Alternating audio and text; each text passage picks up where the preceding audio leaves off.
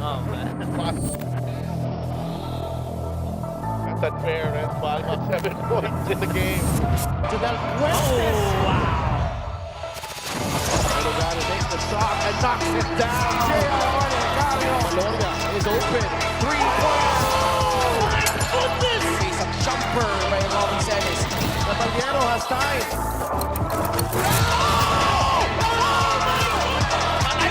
Oh, just posterized by Caballero.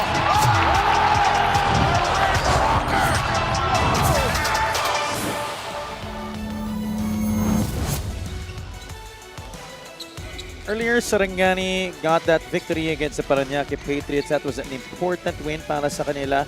And here in our second game, another important game for the teams involved. Eric Camson and the Rizal Golden Coolers, they've won 3 straight games, aiming for their 4th win here against the Muntinlupa Cagers, and Marvin Hayes, who are looking to snap their 14-game losing streak. That's the second longest active losing streak in the league today. Magandang gabi sa inyong lahat, mga kaliga. This is Javi Palanya, joined by Andre Doremdes. Dre, itong Muntinlupa, 14 games na sunod-sunod ang pagkatalo nila. Para sa'yo, what do you think has contributed to this 14-game losing streak? Well, there's a lot of factors. Schedule, injuries. They started off very strong, losing 14 straight, as you mentioned. But still in the play-ins, with the win today, Muntinlupa can go into the 9th spot and a better position in the play-in. Yeah, malalaman pa natin yan sa pagtingin natin sa ating team standings mamaya. Malalaman natin ang lagay ng mga kupunan natin. Pero sa ngayon, mapapanood yun, ng bawat Pilipino on our YouTube channel as well as on pusop.com. Live rin tayo sa Solar Sports every Mondays, Thursdays, and Saturdays beginning at 6 o'clock p.m. Let's bring in the third member of our broadcast panel. We have Miss Andrea Endicio at courtside. Andrea, good evening. Good evening, Javi. And if there is one thing that this Rizal and Muntinlupa team would agree on, it would be holding on to the position that they are in right now. Para nga dito sa Muntinlupa, holding on to that 10th spot, Coach Gino Ludovice actually is not putting pressure on his players, but instead he wants them to focus on the things that they can control, which is their performance, how they treat each other, because at the end of the day, yun naman daw ang philosophy ng basketball para sa kanila. Sa kabila naman, for Rizal holding on to that 3rd spot, Coach Ralph Rivera is actually pushing his players to go further to that 2nd spot, explaining to me that if they win 3 out of the 4 remaining games that they have a huge chance to get that 2nd spot. More of this later on, but for now, balik muna sa inyo. Maraming salamat, Andrea. Tingnan na nga natin ang ating team standings, no? Beginning with the Northern Division. Of course, itong Pasay Voyagers, they will be playing later on at 8 o'clock p.m. against Marikina. They're currently at 7 right now, and they're hoping to get that win later on so that they could try and qualify for the playoffs outright, no? Importante para sa kanila yun dahil playing in the play-in means more games. Yes, despite losing their top 2 players in Warren Bonifacio and Lawrence Victoria, Pasay's been doing pretty well, winning 8 straight, number 7 right now in the North Division. A win here today could bring into the 6th spot, Javi. And in the Southern Division, this is where a lot of things are so much more complicated dahil sa Norte, determined na yung ating top 10 teams eh. So yung mga papasok sa playoffs outright, pati yung mga papasok sa play-in seedings na lang yung aabangan natin sa end ng ating season. Dito, marami pang pwede mangyari dahil ang Muntinlupa, Sarangani, and Cebu, they're all still in contention for that last play-in spot. Yes, a very important game, especially for Muntinlupa. Despite losing 14 in a row, a win here today could bring their position to the 9th spot and have a better spot in the play-ins. Yung pagkatalo rin ng Cebu sa Davao also greatly decreased their chances. Ngayon, di nahawak ng Cebu yung kanilang kapalaran. Itong Rizal naman, they're trying to make that number 2 spot, as Andrea mentioned, to help them get home court advantage at least for the first 2 rounds of the playoffs. And alam naman natin kung gaano katindi ang Rizal when they're playing in Montalban. And talking about the Rizal Golden Coolers, Michael Cañete, Eric Camson, Jeric Serrano, their big men have been at the forefront of the attack in this winning streak of theirs. A little winning run for the Golden Coolers. Lalong-lalo na ito si Eric Camson. I'm sure he's feeling a lot of confidence after hitting that game winner during the All-Star game 2 weeks ago. Yes, syempre, Eric Camson hitting that game winner at the All-Star game. Kumpiyansang-kumpiyansa na si Kuya Eric ngayon, scoring 13 points and 6 rebounds. Other contributors, syempre, sila Michael Cañete, scoring 16 points, 7 boards, and si Jeric Serrano also contributing 11 points. Although that was against a lonely Parañaque squad that didn't really have a lot of bigs to contend with these guys that we just talked about, it was important pa rin kay Coach Ralph Rivera na nakuha nila yung mga numero nila, especially because heading into the playoffs, you want all hands on deck. Sa kabila, ganun din para sa Muntinlupa, lalo't-lalo na they haven't won in 14 games. It's been a 14-game slide para sa kanila, the second longest active losing streak in the league next to Parañaque. But Kurt Lohera and Patrick Ramos have been trying to pitch in to the cause of Muntinlupa and trying to halt that skid. Yes, Patrick Ramos and Kurt Lohera scoring 21 points and 20 points respectively against a strong Basilan team. Despite their efforts, kahit a perfect game, a very complete game from both, it wasn't enough for Basilan. And against Basilan, that was really a game that they wanted to win, considering that it would really help them rise up in the Southern Division team standings. Ngayon, malalaman natin, matatama na ba ng mga mali ng Muntinlupa sa laro na to against itong Rizal Golden Coolers? Let's go to Miguel Perez. Pasay City. Welcome to our second game between Rizal and Muntinlupa. This is the 2025 Manny Pacquiao's MPBL Season 7. Here are the starters. Beginning with Rizal Central Mall Golden Coolers. Starting at forward number 28, Marco Balagtas. Also at forward number 5, Eric Pili. Playing center number 13, Eric Camson. At guard number 1, Philip Manalang. Also at guard number 17, Alwin Alday. The head coach for Rizal is Ralph Rivera. Assistant coaches Don Villamin, Christian Coronel, and Mario Gotera. Team manager Joel Conde. Team governor Zandri Cruz. Team owners Jaime Lim and Alexander Cruz. And now introducing the starters for Muntinlupa, Cagers Lakan. Starting at forward number 24, Kurt Lohera. Also at forward number 31, Marge De Leon. Starting at center number 16, Errol Bongay. One guard number 3, Patrick Ramos. And a two guard number 8, the Iceman, Domart Matiliano. The head coach for the Cagers is Gino Lodovice. Assistant coaches Mark Dandan, Don Bautista, Paulo Romero, Chico Tirona, and Delon Hontilano. Team consultant is Mike Reyes. Team manager Vince Harder. Team owners Kaiser Galvez, attorney Jamsey, and Aya Starters Saicon. for this game, Rizal goes with Philip Manalang, Alwin Alday, Eric Camson, Eric Pili, and Marco Balagtas. Sa kabila naman, it's Patrick Ramos, the Iceman, Domart Matiliano, Errol Bongay, getting himself a starting nod in this game, together with March De Leon and Kurt Lohera. Good evening to everybody watching on YouTube and on pusop.com. This is Javi Palanya, joined by Andre Duremdes. Miss Andrea Endicio is at courtside. Welcome to the second game of our Wednesday triple header dito sa Pasay Astrodome. This is the Maharlika Pilipinas Basketball League, ang liga ng bawat Pilipino. Rizal with the opening tip here. Currently at 17-8, they've won 3 straight games and they have 3 remaining games. Still in search of the number 2 spot in the Southern Division, as Andre reported earlier. They're behind Batangas in Quezon in the South, while itong Muntinlupa in the same division, trying to arrest a 14-game losing streak. A very important game for both teams, especially with the playoffs coming in. As you mentioned, a win here for Rizal gives them a better chance for having a home court advantage in the division first round. Muntinlupa, on the other hand, a win here could bring them a better spot in the play-ins. Ramos a little slow on the side step. That rattles out. Bongay could not hold on to it. Last touch on Marco Balagtas.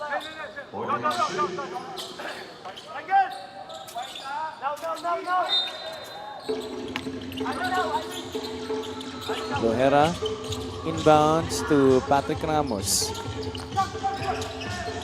Manalang is defending. Ramos gets around him. Lohera from downtown. That's long. Bongay keeps it alive.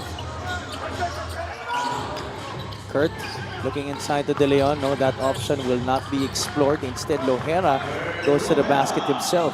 Yes, Lohera making use of the advantage against Eric Camson, against the mismatch, attacking left and using his strong side as a lefty, getting that easy layup. Kurt Lohera has had to play multiple positions for Muntinlupa this season. At some point, they tried letting him play the main point guard spot, but then recently they have made him go back to his much more natural position as a 2 and a 3 as Eric Pili scores for Rizal. Eric Pili, another prolific scorer, can get hot, has a nice touch on the three-point area, and also very strong attacking his left. Off the glass and in para kay Marge De Leon. Both teams able to get baskets early on here. Balagtas hands it off to Pili. Quickly to Eric Camson. Camson attacks De Leon there, drawing the foul. 2 shots coming up for the former Adamson Falcon.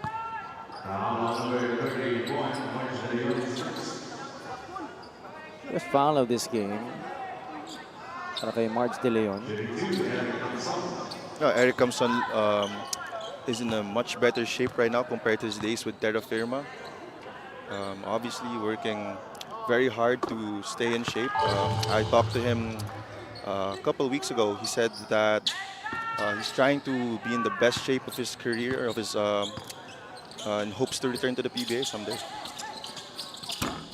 2 for 2 there for Eric Camson, and you know this season it has really been a very difficult year para sa kanya because he has had to deal with a lot of personal stuff, and yet he still is able to come in here and play for Rizal despite everything that's been happening.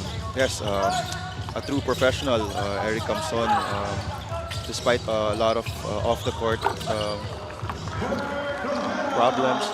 He goes in still every day, practices hard, plays his heart out. So a true professional and a veteran, Eric Camson. Kurt Lohera, on the other hand, now the leading scorer for Muntinlupa this season, able to knock down a 3-point shot. Muntinlupa ahead by 1. They swing it quickly. To the corner they go. Manalang could not convert from the outside. Bongay goes backdoor pass right on point. Everything but the shot there for the Cagers.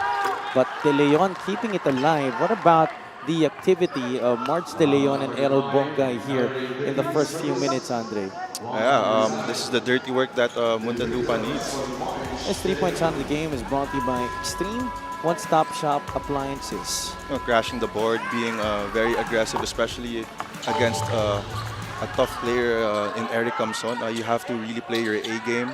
You have to fight through every rebound situation. Don't get out-positioned by Eric. So that's what Muntinlupa needs from their bigs. Marge De Leon goes 2 for 2. 9-6 in favor of the Cagers. Coach Gino Ludovice and Coach Mark Dandan having their decision justified to start these 2 guys, helping them to this slight advantage. And Bongay stop Camson here. Nope. Hand in the face, no problem there para kay Eric Camson. Now, this is where Rizal's advantage, as we can see, their bigs, Eric Camson. I don't see anyone who can stop Eric Camson one-on-one in the post, especially when Eric Camson is hitting those fadeaway jumpers as he did in the All-Star game. After that JC Marcelino basket, everybody thought the North would take that game, but then this guy gave the South the victory. Back-to-back baskets para kay Eric Camson. This one's a 3-point shot. Gets the lucky bounce on that one. Yeah, that's early 7 points out of the 11 of Rizal. Good start here for Eric Camson. Tap behind. The ball still stays with Muntinlupa. Lohera back to Patrick Ramos. Does it settle for the outside shot? Sidestep the finish para kay Patrick Ramos. Yes, Patrick Ramos, former JRU heavy bomber.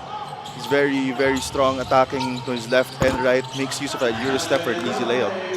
Alvin Alday, although the shot is not as beautiful as the other strokes, that we see. He is so much effective, still one of the best scorers in the league. He gives Rizal the advantage, and now they force a stop. Lohera playing the passing lanes, one-on-one here against Manalang. Is he gonna wait for Balagtas to recover? Nope. Kurt Lohera able to score off the glass. Yeah, especially going left, makes use of that spin move, makes Philip Manalang think he's gonna attack right, spin to his left, to his sweet spot. Easy layup for Kurt Lohera. Manalang setting up the table. Quick trigger here for Marco Balagtas. 3 straight threes for the Golden Coolers. Oh, what a start here from the Golden Coolers. Balagtas with already 5 points to start this game. The lead is only 4. Yan ang inahabol dito ng Muntinlupa. Ramos through the double drag. De Leon rolls to the basket. Left that one short. Past the halfway point of quarter number 1. Both teams shooting very well from the field, especially the Rizal Golden Coolers. Balagtas this time inside. Second serving is good para kay Marco. Huge start here for Rizal. Marco Balagtas, Eric Camson, and the other guys also contributing here for Coach Ralph Rivera. Yeah, the bigs of Rizal right now scoring 7 points, both Eric Camson and Marco Balagtas, showing that their advantage today is with their big men. 19-13, lamang ng 6 ang Golden Coolers.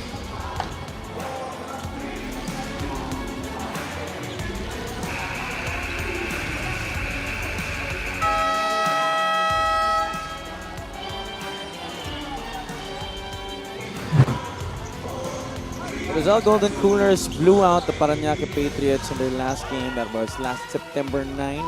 More on the Golden Coolers mula kay Miss Andrea Endicio. Winning their past few games, I asked Coach Ralph Rivera, how do you keep the competitiveness alive? Coach Ralph gave me one solid answer: respect. And how does he do that? Everybody gets their so-called assignments, whether it's about the X's and O's of the game, their diet, their attitude, mental toughness, and many more. Kumbaga, Coach Ralph keeps them grounded, gives them the idea na hindi dapat tingnan ng kalaban but more of themselves. Your focus, your dedication, your contribution, na hindi natatapos ang trabaho after 2 hours of practice. Like everybody has a to-do list they need to adhere to. Ito man daw probably ang pinakamataas na standing ng Rizal in their history in the MPBL. But for Coach Ralph, the goal will always be to go further. Back to you guys. Maraming salamat, Andrea. I like that you made that point dahil ang basketball hindi nga yan natatapos sa court lang. Ang trabaho is actually your whole life. Yes, I agree. Basketball is a lifestyle. It doesn't end with after your practices, after your games. Of course, as an athlete, you have to be able to be disciplined enough to stay in shape, to sleep well, to take care of your body. So yeah, basketball definitely doesn't finish after you're through our practice. Patrick Ramos could not complete the three-point play. And a lot of these guys from Muntinlupa, budding professional basketball players, including Patrick Ramos, trying to carve out a name for himself in this league. Camson did not hit on the three-point shot this time. Miggy Corteza makes his first appearance in this game for the Cagers. On Lastimosa, pumasok na rin para kay Coach Gino Ludovice and Coach Mark Dandan. Lloyd Cabegin also getting some early burns, so yeah, good two-man game there. 3 starters already replaced for the Cagers. The strip here by the Iceman. Atiliano not handle the basketball well enough. He pulls it back. Cabegin flashes to the middle and knocks down the jumper. Yeah, 4 points on 2 jumpers here. Good start. Lloyd Cabegin not even a minute into this game and already a huge impact for the Cagers. Here, good two-man game with Mataliano.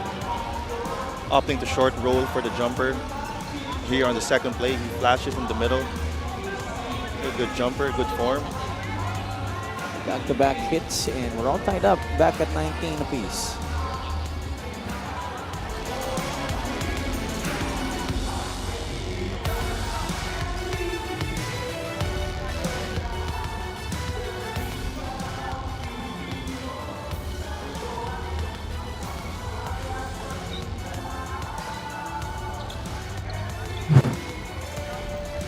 Muntinlupa lost the Basilan Star Horse for their 14th straight loss, 80-92. They actually shot decent from the field, but they let Basilan really have their way on the offensive side.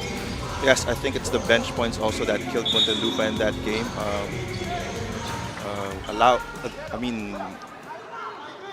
Most of the scoring from Muntinlupa came from 3 players, with the bench not really contributing much. So I would say that was the reason why they lost that game. But 20 points for Kurt Lojera, 21 from Patrick Ramos, as we talked about at the top of our coverage. You got 13 from Matiliano and 12 from Corteza. But other than those players, wala nang nakascore ng more than 5 points. Yeah, other than Nitura, Patrick Ramos, and Lojera. So 21-19 in favor of the Golden Coolers. Pasok na dito si Puroy Katimbuan, who missed their last game against the Star Horse. Corteza, that's the familiar looking push shot that we always see from him. Kabegin able to put back the miss. would you consider that Javi as a jump shot or a floater? I think it's a little bit of both. Yeah, I agree. Kind of looks like a floater, but also it kind of looks like a jump shot. He's been doing that his whole career. Robin Naive gets away from the defense there. And actually, bihira ka makakita ng player na ganyan, no? Yung set shot, isang kamay lang. Oo, very unconventional by Miggy Corteza, but if it works for him, don't change it. Of course, we know of Mac Cardona, who, in my opinion, popularized the hook shot in Philippine basketball. But yung kay Corteza, mas iba eh. Yeah, para Set shot na one-handed. Parang hindi siya floater kasi set yung feet niya, Yun na he's nga eh. jumping straight up. So para siyang jumper pero one hand lang yung release. But he does go for those conventional shots from time to time. This time, though, he opts to go to the basket, hitting nothing. They get the steal. Corteza, there he'll go for the 3. That's a miss too. I think when he's shooting that three-pointer, he goes for a conventional shooting form. But once he gets in near the paint, that's where he goes for that shooting form that looks like a floater. Around the perimeter, no, usually yun na yung gagawin niya. Oh, 57-23, under 40 seconds to play here in the first quarter. That's a foul given up by Samboy De Leon. It will allow Jeric Serrano the opportunity to check in here for the Golden Coolers.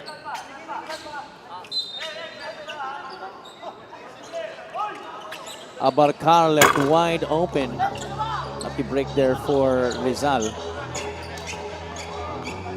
Cano Caballero looks at the clock. There's about a 3-second differential between shot clock and game clock. Caballero defended by Puroy Katimbuhan. Serrano twists the screen. Jeric roll, the hop, could not score. May oras pa dito ang Cagers. Does Corteza realize it? yo, you got time for one more shot. Abarcar leans in, jumper, yes sir! Francis Utoy Abarcar. To beat the buzzer. Oh my goodness. That's vintage Utoy Abarcar. I say vintage because this guy has been around basketball since bata pa siya. Naririnig mo na talaga yung pangalan niya. Part of that San Beda dynasty in high school, also in college. Abarcar with that big shot to beat the buzzer. Knew he was shooting that shot as well, bringing down the ball, not opting to pass to an open teammate. He knew he was taking that shot to end the quarter. To the dismay and frustration of Coach Ralph Rivera and the Golden Coolers, instead of being up by 4, Rizal goes up by just 1 heading into the second quarter.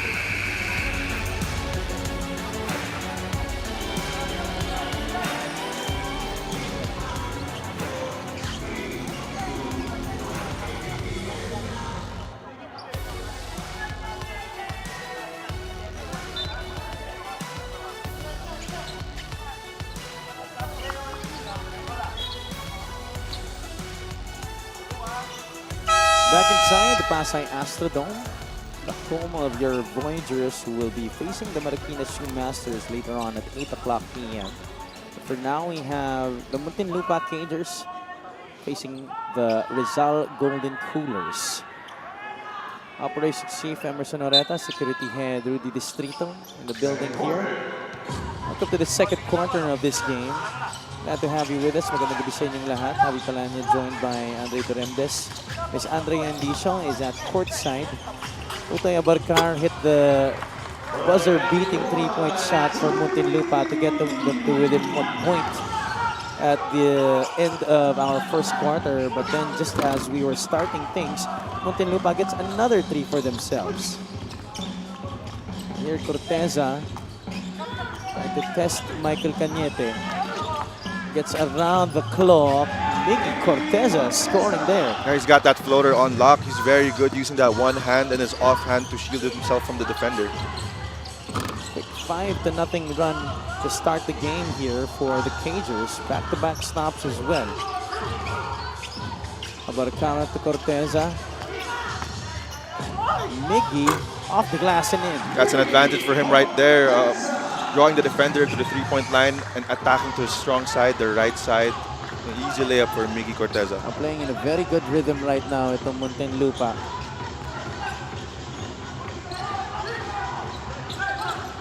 Naive gets it to Serrano. Quick jumper. Wala pa rin.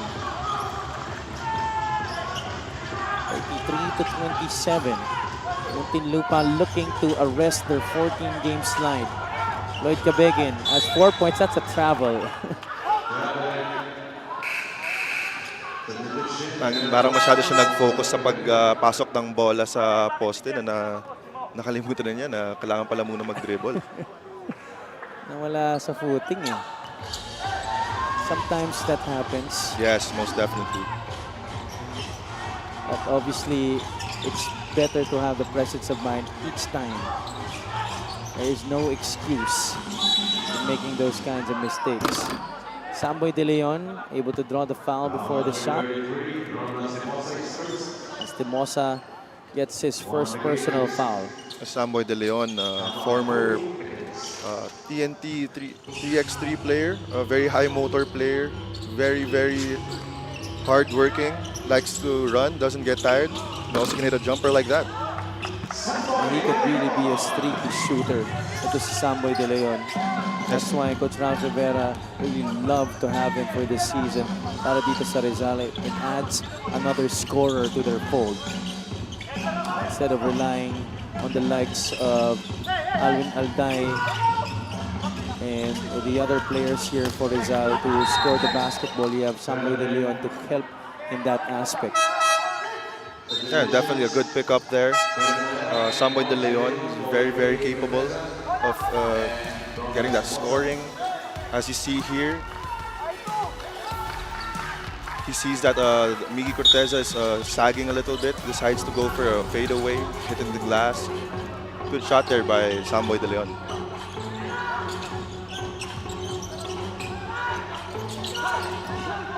Rizal trying to catch up on the 4-point lead of Muntinlupa. Caballero gets by the defense.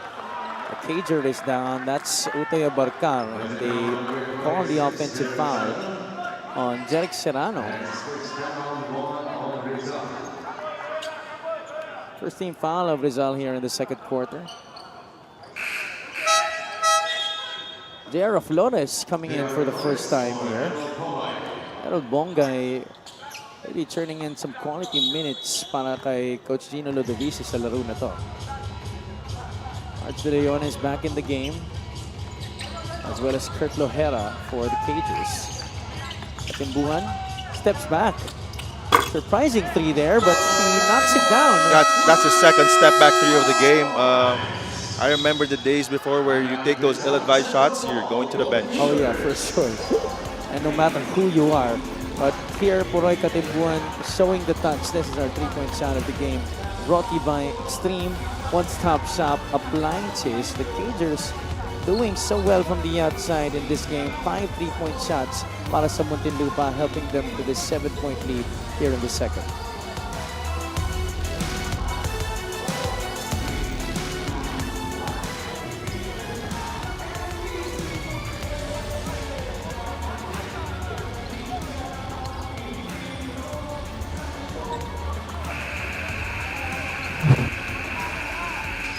Domart Matiliano and Miggy Corteza, the other two guys in double figures aside from Patrick Ramos and Kurt Lohera, 13 and 12 respectively for Matiliano and Corteza.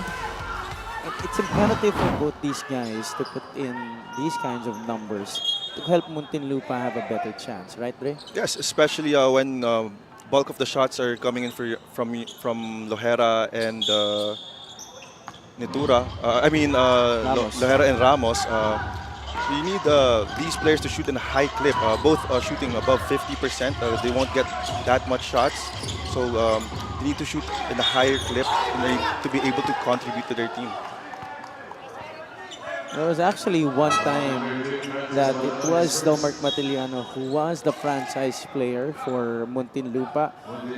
If I'm not mistaken, that was in Season 4, 3 years ago. And he formed that 1-2 punch with Puroy Katimbuhan. But yes, as a basketball player, you're supposed to be able to adjust and adapt to your situations. So yeah. We have a challenge here by Muntinlupa. We'll be right back.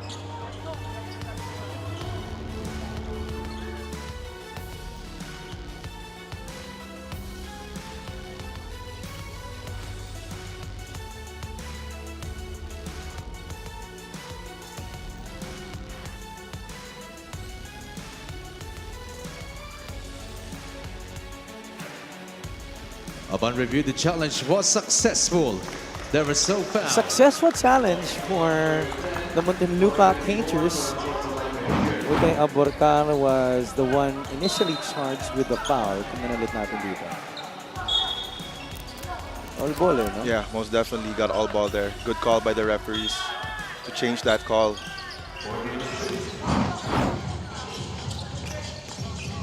It stays with Rizal here, pero walang foul na may tatawag laban kay Abarcar. Samboy De Leon. The Flores switches out on him. Back to De Leon from Manalang. Hit the front of the rim there. Rizal struggling here in the second quarter. Katimbuan, pressured here by Philip Manalang. Ooh, offensive foul on J.R. Flores. That's good pressure from Manalang, not giving any space for the Flores to give a good screen. Dre, you played with Philip. How is he as a teammate? We see that he really is a leader on the floor, pero being his teammate, what can you say about Philip Manalang? Well, definitely you said it best. He's a leader. He doesn't care about scoring, I would say. I believe he's the former record holder of most assists in a game, in an MPBL game. And yeah, in practices every day, you're going to see it. He doesn't really take a lot of shots. He wants to really perfect in getting his teammates involved. Plus also as a leader, he's a very good motivator. He's going to talk to you after practice. Very constructive criticism. He's going to do everything that he can to make you also better on the court. And what I like about him the most is he's a total competitor. He loves to win. So yeah, Rizal is very, very blessed to have picked up Philip in the window, and it shows dividends. Rizal's been playing so much better ever since he's arrived. So yeah, good pickup for Rizal. Actually, the Rizal Golden Coolers have had a decent rotation at the point guard spot, with Coco Pingoy sharing that duty with Cano Caballero and Robin Naive. But I think for Coach Ralph Rivera, he also wanted to address the lack of height naman. Because in terms of the skill, maybe at par naman yung tatlong player na yun, no? Pero syempre, puros maliliit eh. Most definitely. Of course, you need height, especially when on the defensive end. Especially how the game is played today, where you try to expose mismatches. So you definitely need the height in order to be able to switch on all defensive schemes. So yeah, very correct assessment there by the coach of Rizal. Philip Manalang being pressured heavily by Patrick Ramos. These two guys have one thing in common. They both played for Coach Louis Gonzalez. Of course, Patrick Ramos during his collegiate days with JRU, and Philip Manalang this season with the Ilagan Isabela Cowboys. Lohera rings that bell, gets a point there for the Cagers. That's another 3 para sa kanila. They have 6 threes in this game. Yes, as you mentioned, Coach Louis Gonzalez, he likes smart players like Philip and Kurt, especially you need to be smart and you need to be able to shoot. So a very good fit for Coach Louis when he had these players. Where we see both Patrick and Kurt played for Coach Louis at different times of his coaching career. Of course, Lohera was part of that La Salle team in college. De Leon missing from the free throw line on his first free throw. 39-32. Ang hirap rin kasi intindihin ng sistema ni Coach Louis kung mababa yung basketball IQ mo, no? We'd like to thank LGR, the official outfitter of the MPBL. Yes, I agree. The side fist system by Coach Louis, definitely you need to be able to understand basketball, not just the X and O's, but also situational. So you need to act and react depending on how your teammates move. So yeah, you need to be very capable in terms of being smart to read plays if you play for Coach Louis. 39-33 here. Muntinlupa has been able to maintain the advantage. Lohera matched up against Neil Tolentino. There Very you go. capable defender That's there. what Neil Tolentino does. Manalang all the way to the front court. Could not finish. Camson keeps it alive. Able to draw the foul there against the defense of Marge De Leon. Yeah, you see Eric Camson sprinting down the court. Speaks for his conditioning. Crashing the offensive boards. Parang hindi veterano tong si Eric Camson maglaro this season eh. Yes, sir. And I think that speaks to his commitment as well to this Rizal team. Because I think many people, they still think that former PBA players, when they come here, they don't really take this league seriously. I think it's really the other way around. Most PBA, actually all of the PBA players that I've seen come to the MPBL, they have really respected this league and they have put up some great performances each season and nandito sila. And we're very thankful for that because that increases the value of our league. Yeah, of course. I think that's a wrong assumption to think that when PBA players go down to this league that they tend to relax. I think it's the other way around. I see a lot of ex-PBA players are much better shape than their playing careers in the PBA. Well, of course, they're professionals at the end of the day. It's a job that they still take 100% seriously. So, of course, they're going to try to be in their best selves when they play. So, yeah. Parang mas ginaganahan pa nga sila because they feel like they got rejuvenation of sorts, no? Yes, for them it's a revival. Of course, a second chance. This guy needs no revival. He is still at the peak of his career. Ito si Kurt Lohera. This guy is very athletic. Especially when it's going downhill and on the break like that, he's tough to stop. Even if it's against multiple defenders, he did not have the numbers there, but still was able to draw the foul. Oh, there you see 11 points ready for Kurt Lohera. Very aggressive today in this game. I think Kurt really has what it takes to be a star here in the league. This free throw in the game brought to you by Extreme Appliances, ang subok at kompletong appliance brand ng Pilipinas. I agree. He has every tool to be a star player. He can shoot. He can finish around the rim. He can bring the ball down. He has every tool to become a very, very serviceable superstar here in the MPBL. An excellent defender too, I might add to that. Yes, for sure. Alday gets away from the defense. No good. Balagtas tried to put it right back inside. But he gets fouled in the process by Marvin Hayes. Only the first personal on Marvin Hayes. There you see Coach Mark Dandan. Yeah, another example here in Marvin Hayes of an ex-PBA player who's still in very great shape, despite the age, obviously. Yeah, I think it's a very wrong assumption to think that PBA players tend to relax once they come in the MPBL. 39 years old. In fact, tuwang-tuwa nga siya this season dahil first time niya maging all-star dito sa liga natin at 39 years old. And well-deserved, I might add. No doubt about it. Being one of the leaders of Muntinlupa this season, walang kapakburan niya ito si Marvin Hayes. Guy is down at the baseline. That's Philip Manalang.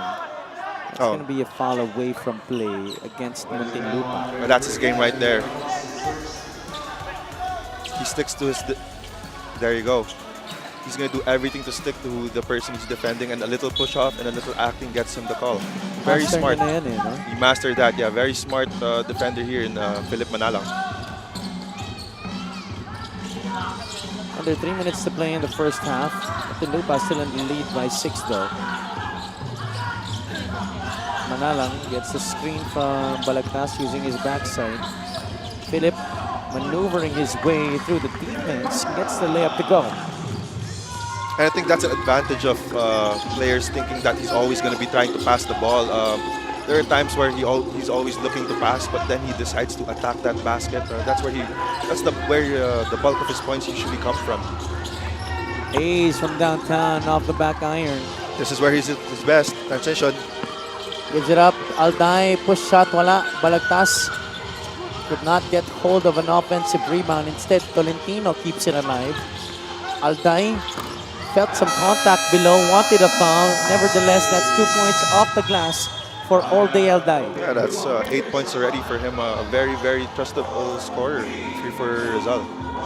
And he has bounced around some teams here in the league, but each time he plays for Quezon City, Bacolod, Bacoor, Rizal, one thing was in common in all of those teams. He was always a lethal scorer. Alvin Alday makes it just a 2-point lead for the Cagers entering this time.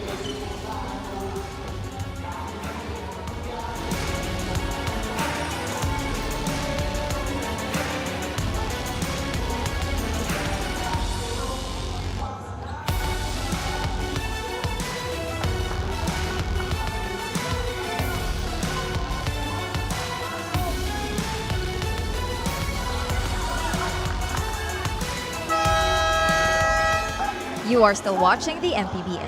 Alvin Alday is proud and ecstatic to contribute to history in this Rizal team na unang beses pa nga lang daw to be in the top 3 teams in their division for the longest time. He recalled the days na sila-sila pa lang ni Viloria, Balagtas, Apasible ang nagtutulungan, but now they have more guys to the rescue na kahit nga daw marami siyang napagdaan ng injuries this season, like having a broken finger, straining his hamstring, hindi siya nag-aalala sa team because he knows na kaya pa rin nila.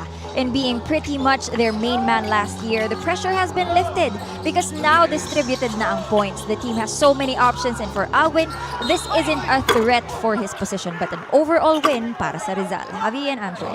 Maraming salamat, Andrea. And yeah, we were already talking about it earlier, how it has been easier for the Golden Rulers offensively because there are guys like Samboy De Leon already. You have Eric Camson coming in to also help up front in the front court, which makes it easier for Alvin Alday. Dahil siyempre, if you are a guy like Alvin Alday in search of your first MPBL championship, you'd want all the help that you could get. Yes, of course, especially with his usage rating last season na talagang sa kanya nakasalala yung scoring. It definitely feels a lot better, a lot good for him that he can rely on other people too in the scoring department, and when they need him, he's not tired, not fatigued enough. He can deliver, especially at crunch time. So, yeah, they're in a good position right now, especially in the South. They're in a good position to contend for a title. Currently in the top 3 right now in that division. Muntinlupa forces a stop. And the Cagers looking good here in the first half. Despite multiple attempts by Rizal to come closer, Muntinlupa has held them at bay. Amos, Bongay, Lohera, Corteza, and Matiliano are the 5 on the floor for Coach Mark Dandan and Coach Gino Ludovice. Ramos, that jumper is pure. Yes, both of their star players again connecting on display. Lohera and Ramos always carrying the scoring department for Muntinlupa. Manalang sets up. Camson has not hit the 3 since the first quarter.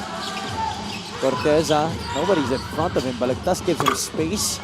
That was a gamble he was willing to take. And I like that too from Corteza. Very confident. He sees that this defender is low. Decides to take a shot. Oh, what a pass by Philip Manalang to Eric Camson. How did he see Eric Camson trailing on that play? Series of moves and then the pass by Philip Manalang.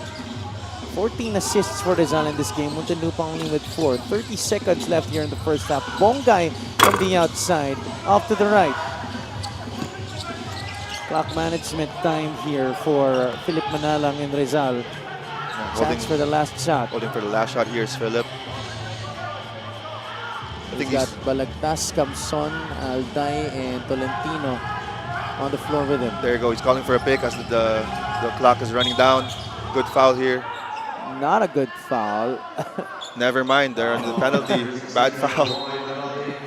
Terrible foul. I think Bongay thinks that they're not in the penalty. That's why he took that foul to stop the clock and set up their defense. Dito talaga pumapasok yung mindfulness mo the whole time you're on the floor.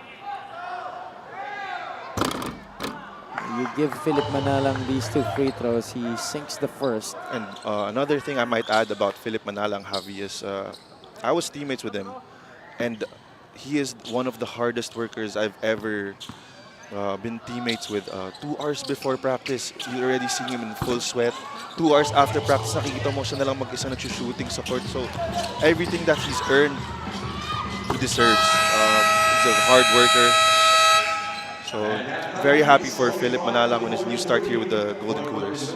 And it helps the Rizal Golden Coolers get to within a single basket at the end of the second quarter after Muntinlupa was looking poised to maintain the lead. But Kurt Lohera, on the other hand, for Muntinlupa, has made a show out of this first half, Andre. 14 points para kay Kurt Lohera. Picking off where he left off from last game, having a good half, scoring 14 points, 7 in the second quarter. We're going to expect to see more from Kurt Lohera in the third. Halftime break. When we get back, magbabalik ang MPBL. San Juan naman remains among the elite here in the MPBL, but they've shared the spotlight with the other teams. Ganun bigat yung magiging kalaban mo if you're going up against the Weavers. David Defonso, nakabuelo. Gio Chu, nice pass to a streaking Raven Gonzalez. Serrano puts it up, puts it in from downtown. They have San Juan left in one of their remaining games. But boy, they have to find an answer to this relentless offensive rebounding nitong araw.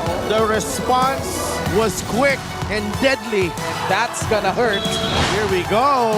Arvin Gamboa, what a move. With the Binuya miss, Panganiban attacks and scores. And the Knights cannot afford to relax here. Panganiban will drive, blocked by Concepcion. Canisan underneath. Para sa Batangas City, Gio Chu will slam it down with 2 hands. We have a ball game, ladies and gentlemen. It's far from over.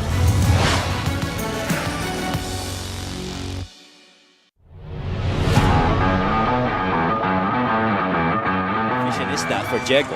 Pero Mintis, 2 free throw, ha? Oh, what a pass! Biggs Pascual setting up Kit Jimenez. This has got to be one of the best games, if not the best game, that we've seen from Mix Pascual. Good decision making right there, but you got to catch up on the other end. Defense once again. Bugsang at the post. Fading away. Oh my goodness, Bugsang. How about that?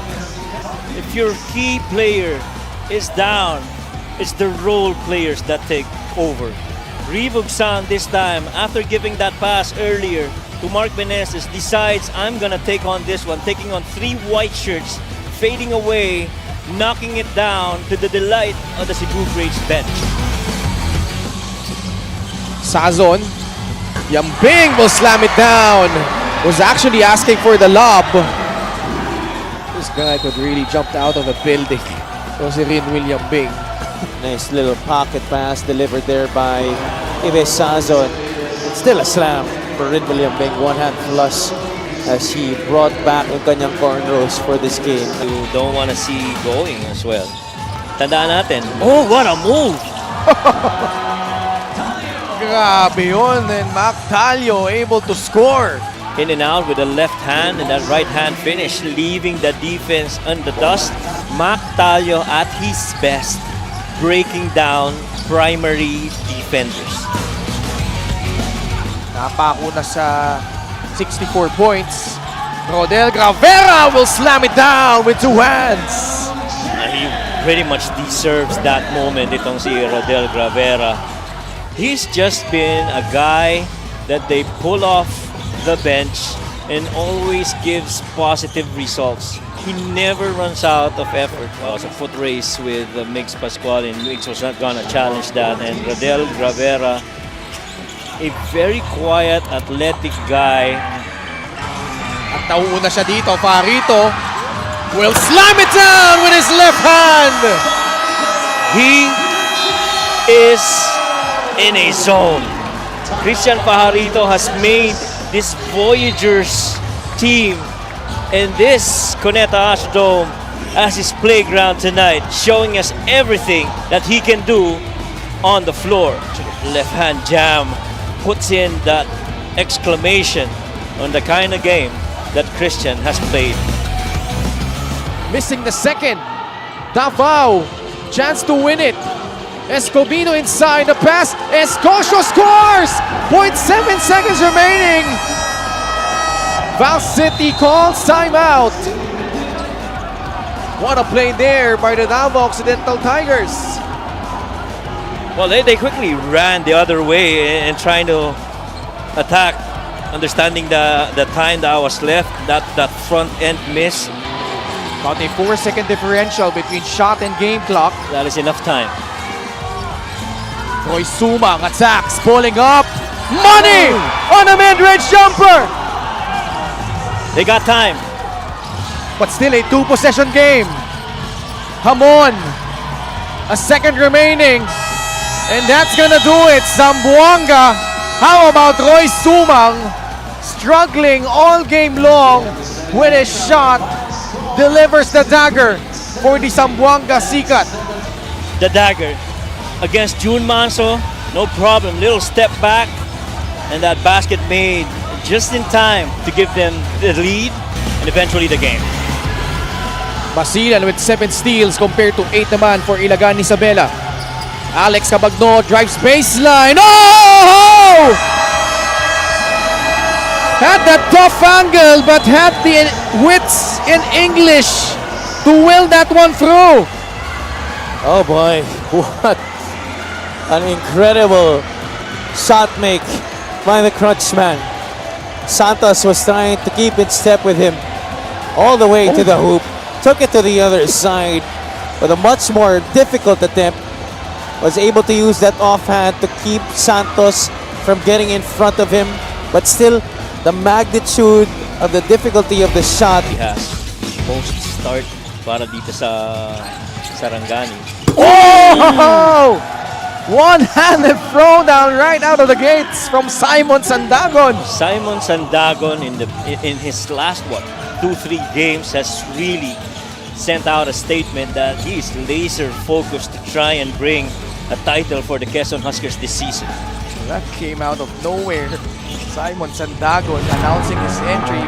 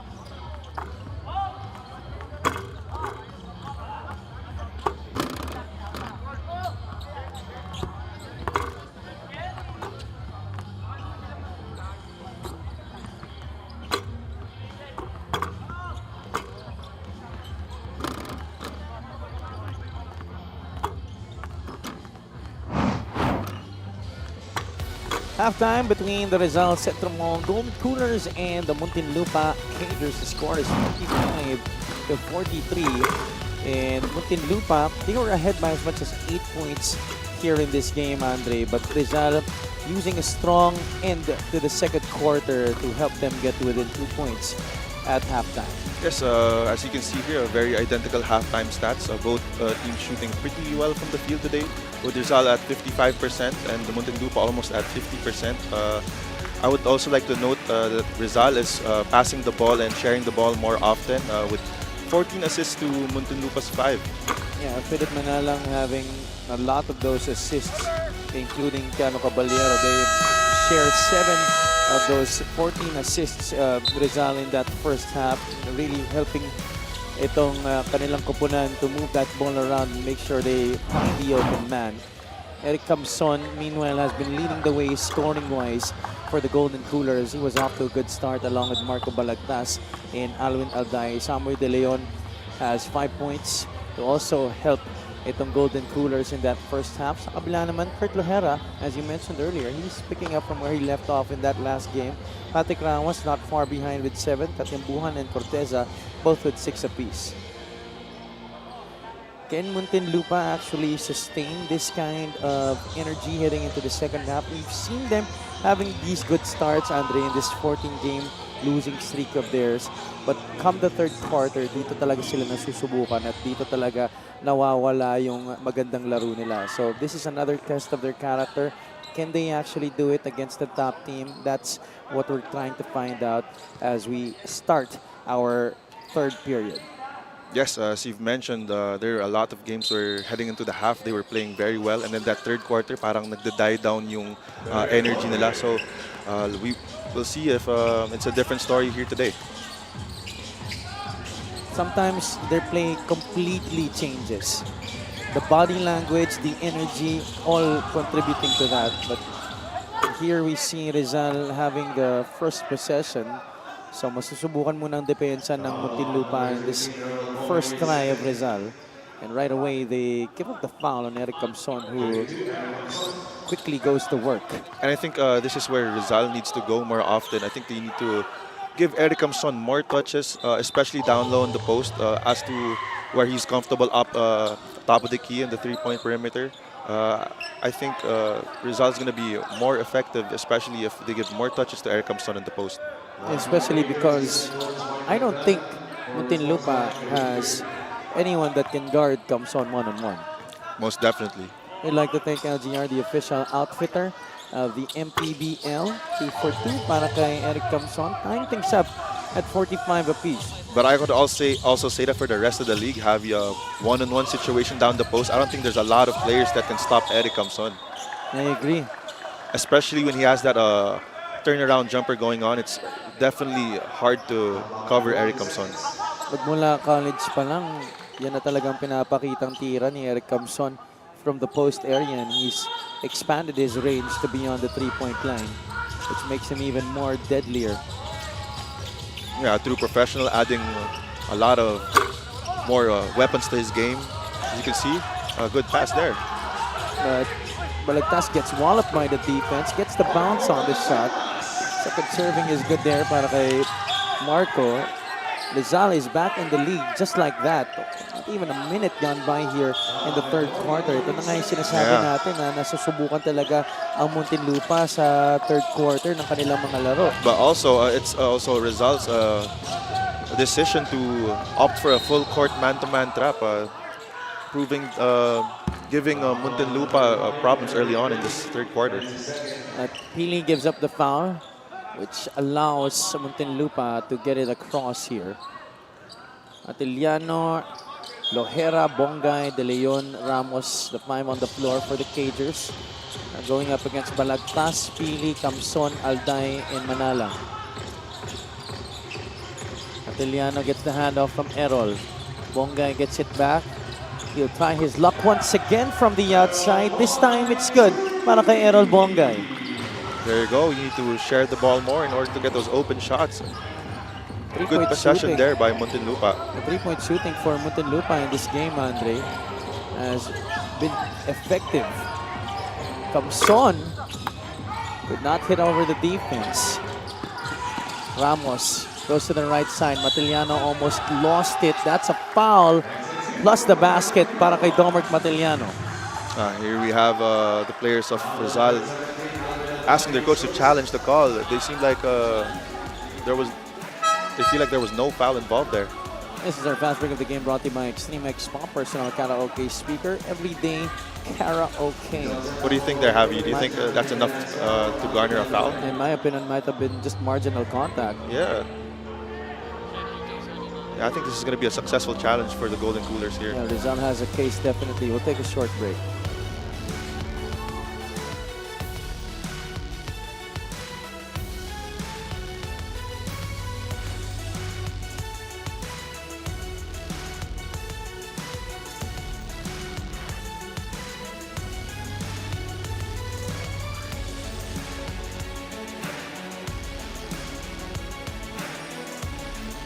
Upon review, the challenge was successful. There was no foul. Successful challenge for Coach Mal Rivera. Inulit natin yung nangyari. Alas di naman hinawakan eh. Yeah, definitely only a tap there. A good challenge there by Rizal. Alday barely touched him. And so Rizal will have possession here. No free throw as the bonus para kay Domart Matiliano. There you see Commissioner Kenneth Doremdes and our executive producer, Ms. Russell Torres, at the venue here in the Pasay Astrodome. Wow. Alvin Alday making sure to have an answer on that possession para sa Rizal. Strong upper body there by Alday. Despite the spin and the contact, still able to hit that shot for his 10th point of the game. If you're talking about hard workers, Alvin Alday, and also if you're going to talk about how much he loves basketball, he definitely has been tireless in playing the game that he loves. Most definitely. A prolific scorer. Wherever he goes, there's only one thing you can expect out of him. He will score. Saka nakakainis ang bantayan as we see Patrick Ramos get the basket here off the fast break. This is our fast break of the game brought to you by Extreme X-Plane on the Go speaker. Take your music anywhere. Yeah, talking about Alvin Alday, I've defended him multiple times in this league. Akala mo parang mabagal, akala mo pero ang mautak maglaro tapos onting space lang nibigay mo sa kanya, titirahan ka talaga ng 3 points sa mukha. Kaya, yeah, very frustrating to defend Alvin Alday. Glad I was never in your position. Alday once again, cross jab in the lane, gets fouled, basket and one for Alvin Alday. Wow, what an attack by Alvin Alday there. And for me, he keeps getting better and better. He's aging like fine wine dahil dati masasabi mo, madalas medyo out of control pa. Alam mo yun, ang dami pang mga pilit na baskets. Yung shot selection, medyo malala. But as he's aged, as he's gone through more and more experience in his career, makikita mo na mas swabe na yung laro niya. Yeah, it comes with experience. As you mentioned, you couldn't have said it any better. He's aging like fine wine. Not just how the style that he plays, but also how his body. He's been able to stay in shape. He looks much stronger than the years prior. So yeah, a true professional here in Alday. He looks to be just getting better every year. I think because a lot of the players, especially those that did not come from traditional programs growing up in basketball, marami sa kanila, they don't really put premium on conditioning and strength training. Para sa kanila, basta matigas ka maglaro, okay na yun. Yeah. Kahit di ka na mag-weights, kahit di ka na mag-gym, okay na yun. For real, that's true. There's a lot of programs out there. In a way, it's still old school, as you could say. Hindi naniniwala masyado sa weight training, sa conditioning, puro basketball laro lang. So, a lot of these players, saka lang nila talaga na i-instill sa daily program and routine nila, yung strength and conditioning. Philip Manalang, a surprising miss. He was all alone underneath. Ramos could not finish after the sidestep. Muntinlupa keeps it alive. They're up by 3 here. Pace picking up here in the third. Lohera pulls up at the elbow. It's too strong. Manalang trying to make up for his mistake earlier. He will go inside. The spin reverse is good. Kailangan daw mas mahirap para ma-shoot ni Philip Manalang. Hindi pwedeng libreng-libre eh, no? Ayaw niya yung simple lang eh. Kailangan may spin move to the reverse. Nonetheless, good finish and good attitude there by Philip Manalang na despite his miss, babawian niya kaagad the next possession. Manalang with 6 points in this game to go along with his 5 assists. Alday given some space. You do not do that if you're Kurt Lohera. You can't give that to Alan Alday. Makes that 3-pointer for his 15th point of the game. He's starting to get hot in this third quarter, Javi. He has been feeling a rhythm here in the third quarter, that's for sure. We've been going back and forth here. It's been a nice exchange between these two squads here in the third. Now approach 5-minute mark of quarter number 3. Lohera trying to take Balagtas to school. Kurt Lohera with a little deceleration in the score. And I think that's the best part of his game that he added. He's much more patient now. Before kasi mapapansin mo, one speed lang siya. Ngayon nakita mo yung patience off the ball screen, fast, low, fast. Kasi hindi na siya yung laging tatalon lang. Ngayon nakikita mo may floater na yung laro ni Kurt Lohera. Lohera will go for the 3 this time. That works.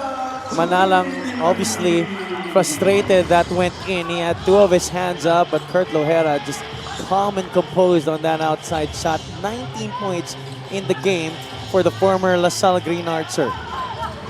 Camson is doubled there by Ramos. He loses it, but it will stay with Rizal. We're having a ball game here tonight, ladies and gentlemen. Rizal and Muntinlupa exchanged in a heated battle. This is a great move of the game, born for greatness. And he loves that spin move when he's attacking right. He loves that spin move going left and also finishing with his right. A good attack there by Philip Manalang. Kahit na alam mong gagawin niya na, ang hirap pa ng pigilan minsan. Eh. Ang hirap kasi yung pag-atake niya sa right sobrang matikas. You feel like he's really going to try to finish with his right. Tapos at the last second, he's gonna spin to his left. 59 to 56. Phillips team down by 3 here. Patrick Ramos guarded by Samboy De Leon. Corteza looking to hand it off to Puroy Katimbuhan. Back to Miggy. Corteza against Mike Cañete, who hasn't been a factor in this game for Rizal. Corteza isolated. Gets the foul. Basket as well there para kay Miggy Corteza. Well, nonchalantly reacting to that made shot. There you go. Attacking middle, using a fake. And again, with the floater.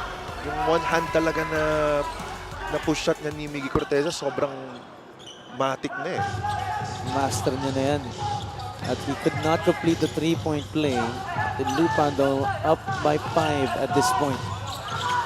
Alday kicks it out. Camson thought of the 3. Kabegin is the one guarding him. He goes for the 3-point shot still. And that is money para kay Eric Camson. Both teams actually finding their mark from the outside in this game. Corteza fouled by Michael Cañete. But I do like how Cañete is playing Corteza. He's very, very aggressive and on defensive end. He's not giving any space to Miggy Corteza. But yeah, sometimes when you're too aggressive, you get called for the foul. But nonetheless, I like how Cañete is defending Miggy Corteza today. Dahil nakikita niya na rin siguro na Miggy's gaining some confidence in this game. Corteza sets a solid screen for Katimbuhan. A little bit short there on the floater. Caballero looking up here, head on a swivel. Cañete is asking for it. There you go, to the post. He wants it against Corteza. He wants to get his get back. There you go, Mike Cañete drawing the foul this time. That's on a Miggy veteran Corteza. move right there. Cañete, as I mentioned earlier, only 2 points in this game. He has yet to make a significant impact sa laro na to. But we do know the capabilities of Mike Cañete. One of the best power forwards in this league. Yeah, most definitely. Michael Cañete is a power forward that can kill you from the inside and the outside. So might not be getting a lot of touches right now, but expect to see more touches from him. This free throw brought to you by Extreme Appliances, ang subok at kompletong appliance brand ng Pilipinas. Isa na lang ang lamang dito ng court ng Muntinlupa.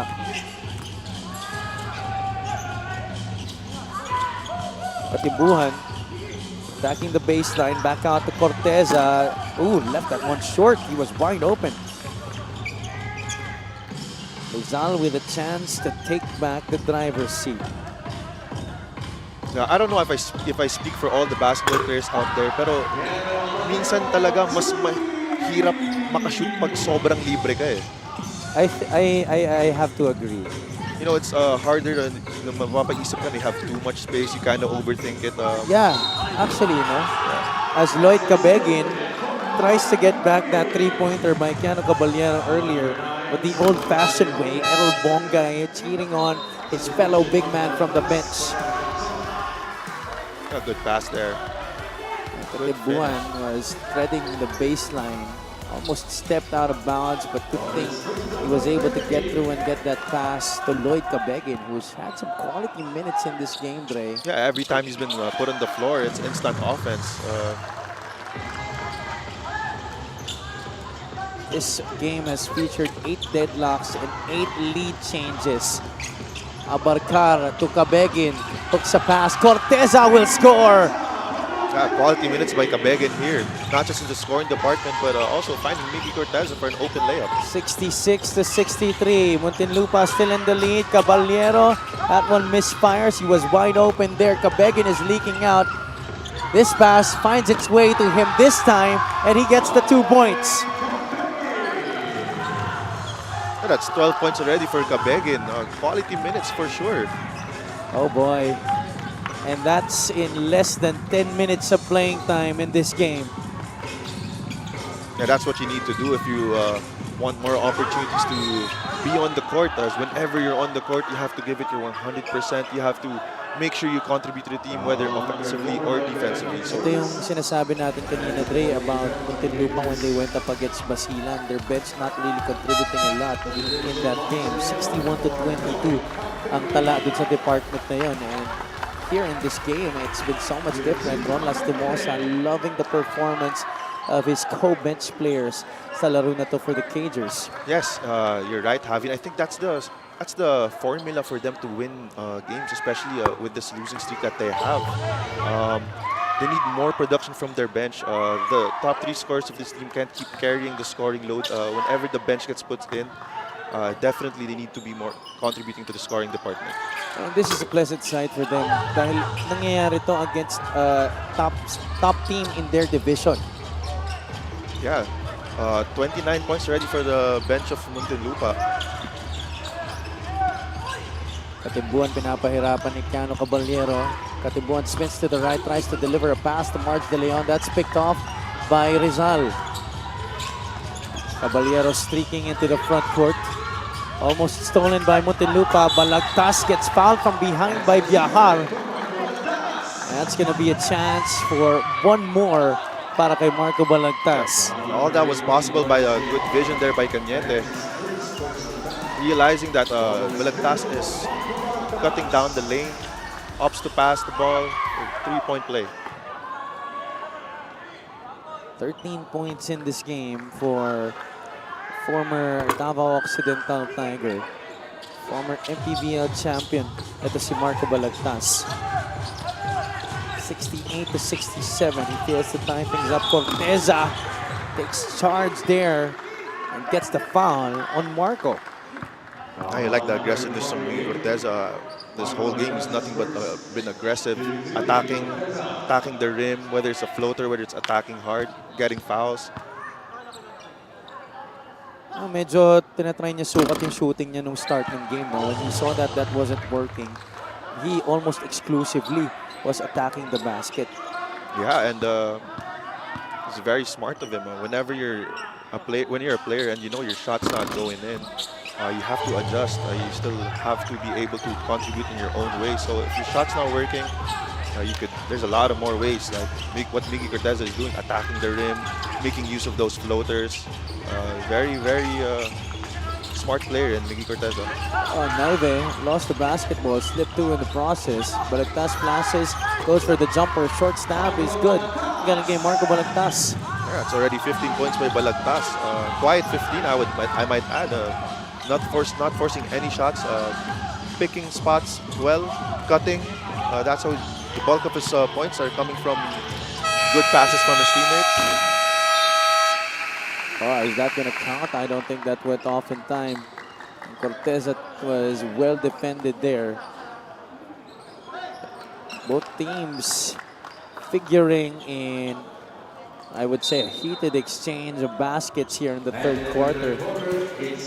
That basket will not count. We take a look at our highlights of the game brought to you by Ciplus, the official hydration partner of the MPBL. Elevate your hydration. Philip Manalang had a basket there to make up for that miss. Alday heated up in that third quarter for Rizal, Dre. Yeah, Alday for Rizal and Cabegin para sa Cabegin Muntinlupa. for Muntinlupa, an unsung hero for Muntinlupa today, contributing to their teams. 12 points in the game already para kay Lloyd Cabegin off the bench. Muntinlupa hanging on to a 1-point lead.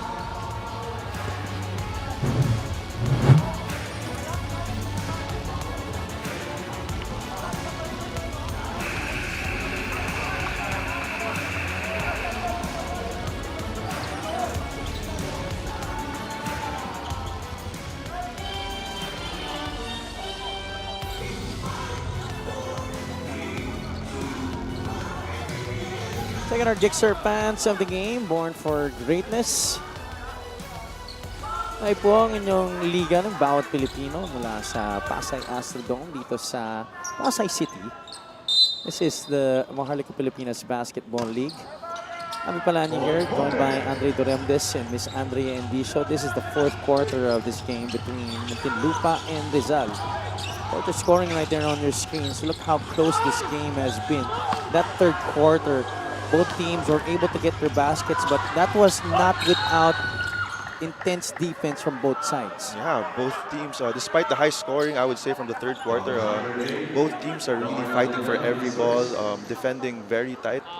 That was a good third quarter by both teams. I expect to see more of these types of games as the days go by. We're counting down the days to end our regular season. We will be starting our play-in soon, and then of course the playoffs. Expect a lot of heated action. Kung yung nakikita nyo dito sa regular season ay matindi na, mas matindi pa for sure come the postseason, no doubt about it. Most definitely, the playoffs are a different game. This is where all your hard work comes down to the wire. All the teams that are either in the play-in or in a sure spot for the playoffs, iba na yan pagdating talaga. So for me, honestly, standings don't mean anything when it comes to the playoff. I mean, it's an advantage for sure, Javi, but in the playoffs, anything can happen. It all comes down to preparation. Especially in the series, no? When it starts in the first round, that's a best of 3 until the second round, and then when you get to the division finals, it's now a best of 5 series all the way to the national championship. So it will all boil down to, as you said, execution, preparation.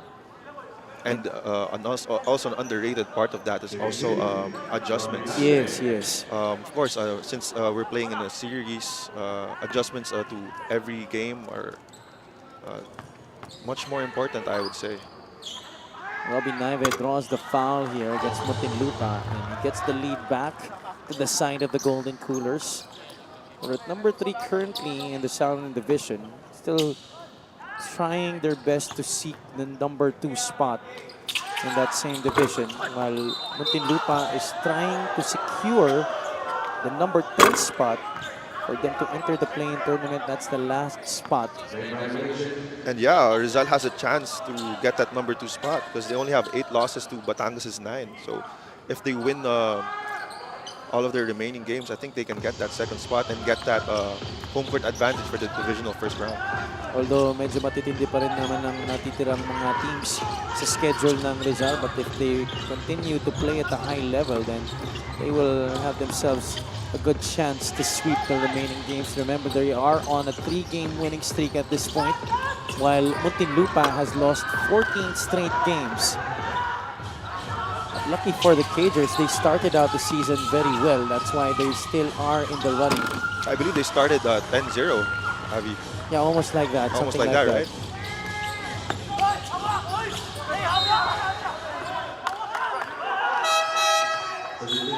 And there's a tap out of bounds. It will stay. No, it will go to Muntinlupa. Rizal turning the ball over. 71-70. Coach Ralph Rivera has been with this team for quite some time, and he's hoping to have a deeper playoff run this year for his Golden Coolers. Last year, they competed in the North, but this year they go back to the South. Let's see how that bodes para sa kanila. Ramos takes a screen from De Leon. I want to see more touches from Ramos. Well, Corteza gets his familiar looking push shot to drop there. Yeah, that's 14 points already for Miggy Corteza. Oh, Caballero. I'm surprised he took the shot early there. Nobody else touching the basketball. Lohera stops and pops. Three-pointer no good. Caballero winning the rebounding battle against Patrick Ramos. Naive spots. No good on the three. The tap ends up with Patrick Ramos. There you go. You have to set up your offense now, especially a close game in the fourth quarter. Every possession does matter. Ramos rejects the screen. Tough look. Those finishes have come in handy for Patrick Ramos in this game. 74-71. Almost 3 minutes gone by here in the fourth. Oh, look at Michael Cañete launching and scoring there from the outside. There you go. Started very slow to start this game, but you could never count them out. Everybody knows that Michael Cañete can get hot at any moment of the game. Yeah, that guy too, but the Iceman looking cold still there on that shot. Left it short. Caballero fakes the three, still goes for it. Blocked by Lohera. This time it's De Leon from the left corner pocket. Wala pa rin. That's going to be a foul. Laban sa Rizal. That's going to go against Keanu Caballero. That's good defense coming from Kurt Lohera, not opting to jump on that shot fake and getting that block on Caballero. The Flores has played spot minutes in this game. And that's because of the excellent play that guys like Errol Bongay and Lloyd Cabegin have churned out sa laro na to. 10 deadlocks and 9 lead changes. That's how close this game has gotten. Yeah, what a game we're watching here today. Both teams really want this win. Will it go down the wire here between these two squads? Or can Muntinlupa start to pull away? Ramos, can this be the start of that? Nope. Offensive rebound here for Katimbuhan. Puroy setting up the two-man game with Flores. Blocked there by Naive. Puroy gets it back. 5 on the shot clock. Puroy gets away and scores. Very smart there by Puroy, realizing that the shot clock is winding down, opting to attack that basket right away after getting blocked. 8 points in the game for Puroy Katimbuhan. Balagtas hands it off. De Leon turns the corner. Back to Marco. Balagtas hangs and scores. It's already 17 points here by Balagtas. The bigs of Rizal proving their might. Balagtas with 17 points and Eric Amson with 16. We just keep going back and forth here. Lohera out to the corner. Katimbuhan sprays a three. Wala. Manalang will push. He's got De Leon on the right side. Gives it up. Samboy blocked but fouled. A whistle blown there by our baseline referee. Are they going to challenge that call? They look like they will. Successful yung kanilang unang challenge kanina. Kurt looks like he got all ball. Yeah, most definitely. I think that's all ball there. Good deep. That's a second straight good defensive possession there by Kurt Lohera. Yes, sir. Let's see how our officials decide on this one. We're tied at 76 all here. Challenge here for Muntinlupa.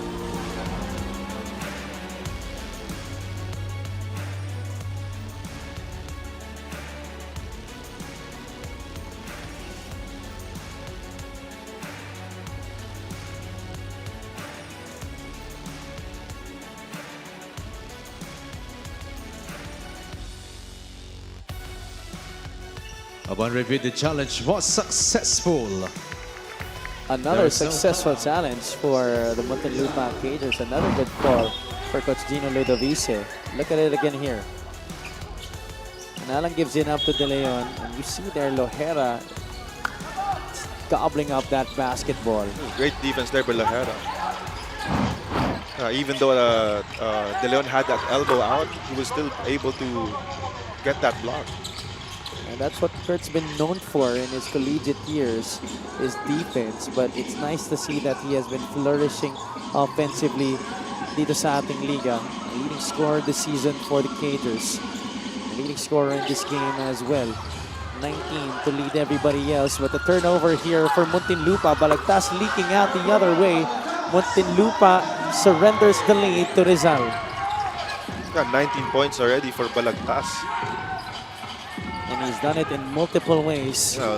Scoring in multiple ways is Balagtas. And also, I believe he has 2 blocks as well. Balagtas on both ends of the floor contributing to their team. He's been one of the best two-way players at that position for years now. Balagtas, offensive rebound and stick back. 21 points in the game for Marco Balagtas. Wow. Marco Balagtas there also getting the stop at the other end and then running the floor.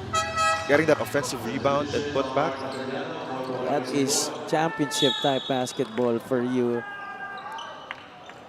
Former MPBL champion showing us his mettle on both sides of the basketball, especially now when it counts the most. This is winning time para sa parehong koponan. It's been so close. Nakita nyo naman kung gaano karaming deadlocks and lead changes already na nagkaroon sa laro na to. And it's up to the guys like Marco Balagtas, the veterans, to help their team get over the hump. Let's see what Muntinlupa can respond with here. 4 minutes and change remaining in this game. Flores wants it against Balagtas. He'll try to get back those baskets by Marco. JR pinapahirapan. JR spins away. Could not buy a whistle. Alday gets the pass behind the back. Balagtas again. He's blocked too. Ramos gets fouled there by Manalang. Only the second team foul for Rizal. A good foul there by Manalang to stop the fast break. But it seems like he's hurt.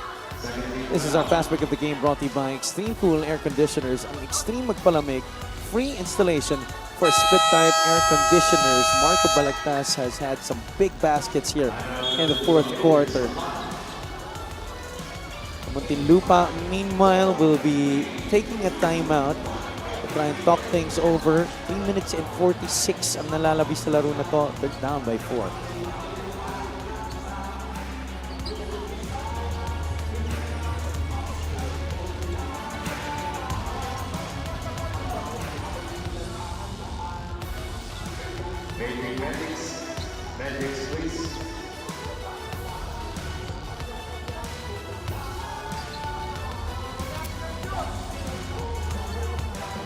Check out our LGR fan of the game, brought to you by LGR, the official outfitter of the MPBL. Welcome back to the Pasay Astrodome for the second game of your Wednesday triple header. This is the Maharlika Pilipinas Basketball League, ang Liga ng Bawat Pilipino. Abby Palani here, joined by Andre Doremdes. Miss Andrea Endicio is at courtside. Muntinlupa Cagers trying to arrest a 14-game slide with a win today against Rizal, but so far the Golden Coolers ahead at this point, 80-76. But we still have 3 and 46 left to play in this one. Puroy Katimbuhan got hit earlier on the shot attempt, and we have some medics attending to him right now. Our venue medical crew as well as Muntinlupa's team staff trying to see kung gaano ka lalaba yung natamong tama ni Puroy. I think he got hit under the eye. Yeah, I think it's a cut under the eye there. Maybe we can have an update from Andrea in a bit.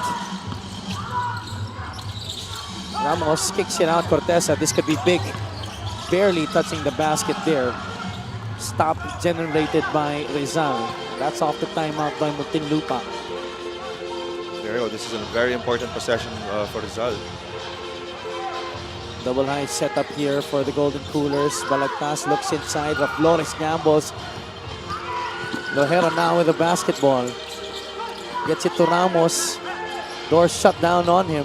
Defense for Rizal going right back to Flores. Could not get to the offensive rebound. What about Rizal? Having those guys go down and stopping what could have been an easy 2 points for Muntinlupa. Yeah, that's the type of defensive aggressiveness you need. This was the hit earlier that Katimbuhan got from Eric Camson. Yung braso ni Eric around the elbow part. Ayun, may medyo konting maga dun sa ilalim ng kanyang kaliwang mata eh. Yeah, I think obviously it's not intentional.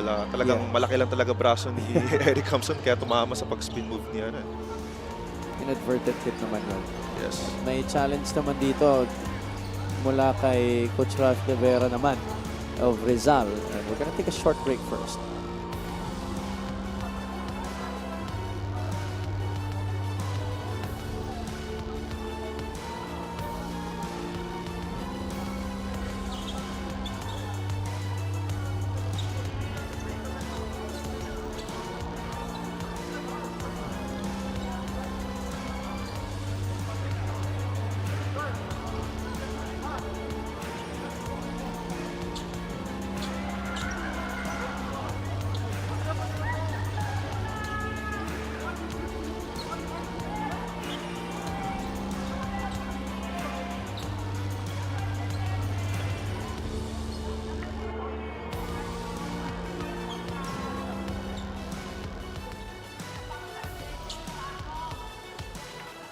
Upon review, the challenge was unsuccessful. Unsuccessful challenge for Coach Ralph Rivera and the Rizal Golden Coolers. So, tingnan natin yung nangyari dito, no? Flores was trying to get that basketball on the miss by Miggy Corteza. And apparently it was last touch on Marco Balagtas. Matiliano with the basketball. He'll take it from the parking lot here, and Domark Matiliano hits. Wow. That's only his 5th point, but nonetheless, what a big shot there by Matiliano. Gutsy shot right there from the Iceman. Ice in his veins, for sure. That's why they call him the Iceman. Flores gets the steal. Crucial turnover for Rizal. I expect another shot here.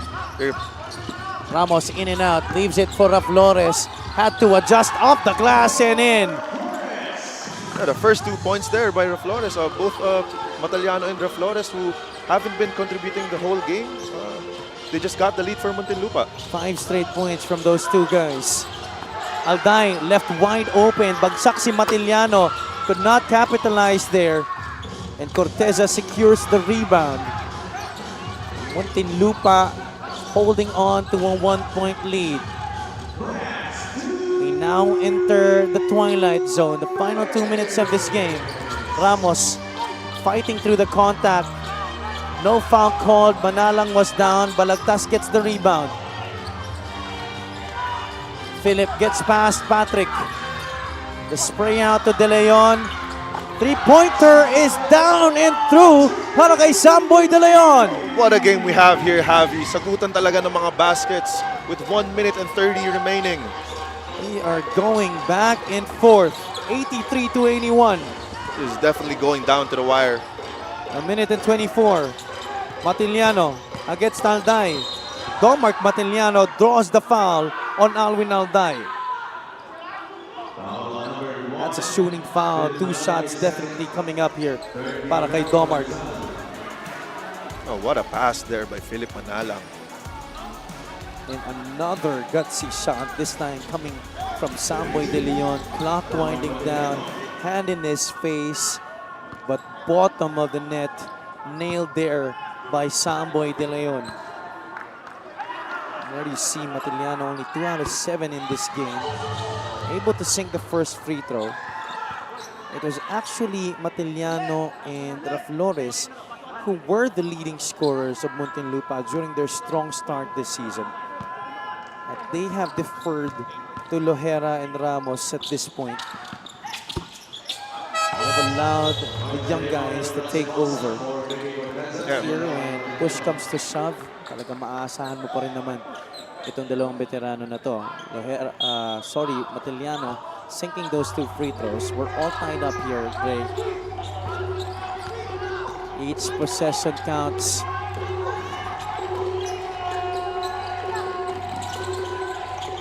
Estimosa in for defensive purposes on Alday. Manalang with the basketball. Kicks it out, De Leon. Same spot, decides to go closer. This one's short. The ball tapped to Patrick Ramos. Under a minute to play in this game. Flores will attack. Kicks it out. Lohera absorbs the contact. No bounce. Flores gets fouled. Thompson says he got all ball. And Rizal has no more challenge. That's going to be 2 free throws for JR. Oh, that's huge, not having a challenge call late into this game. This was the attack by Kurt Lohera. Absorbed the contact. No whistle was blown. But there comes Son trying to defend JR Flores on the shot. Doon mapipituhan ang Rizal. JR Flores getting a clutch free throw there. Earlier it was Domert Matiliano who was tested at the free throw line after he got that booming 3-point shot from the parking lot. Flores followed it up with a big basket, and now siya naman ang nasa free throw line. Yeah, all of Flores' points coming here in this 4th quarter, proving that even though the scoring has been given to Lohera and Ramos, Flores still very capable. But he left the second one short. A chance to get the lead back here for Rizal. Manalang looking for someone to pass to. It's Eric Camson. Finds a way. Reverse is good para kay Eric Camson. That's where you go to whenever you need to score. You go to your best player, you get the best option. Philip Manalang realizing a one-on-one coverage there. An easy basket for Eric Camson. Looked like he was going in circles already, talking about Philip Manalang, but what he was doing was just really trying to find a mistake in the defense, and he got it to Camson in such a nice position. Rizal back in the lead, 85-84, 25.9 seconds remaining in this game. Timeout here by Muntinlupa. Boy, Philip Manalang just proving how valuable he is, especially in tight situations like this. Let's listen in to Coach Mark Dandan. Okay. Raf, pop out. Bigay, bigi. Kilo, flatten out. Buelo, kilo. Hand off na maganda, Raf. Okay. Or bigay. Downhill. Space. Kilo, Papasok yan! Papasok yan! You just heard the huddle of the Muntinlupa Cagers that was presided over by Muntinlupa assistant coach Mark Dandan.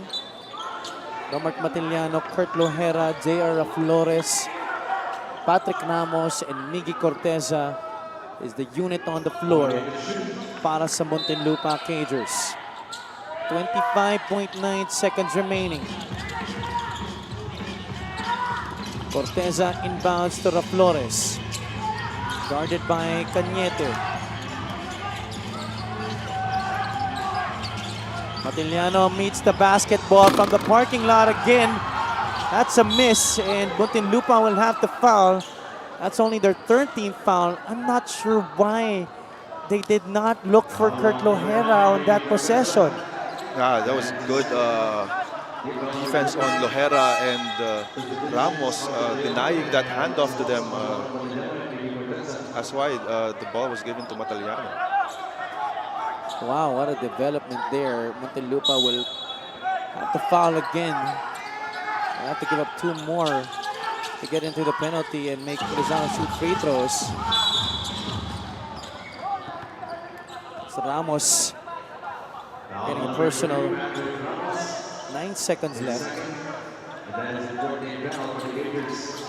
Balagtas De Leon, Naive, Michael Cañete, and Philip Manalang on the floor for Coach Ralph Rivera.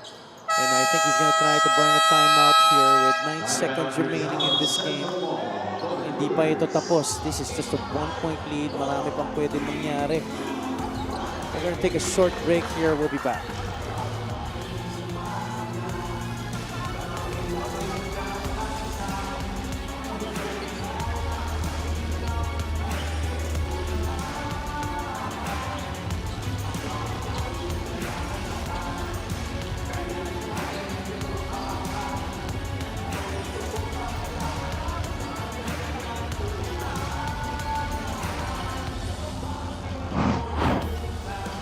The hero of the All-Star game, Eric Camson, providing heroics once again in this game, this time for his mother club, the Rizal Golden Coolers. 18 points, 12 rebounds, including this important basket to give Rizal back the lead. Yes, the All-Star game was a perfect example. In the clutch, Eric Camson always tries to make a move to help their team win.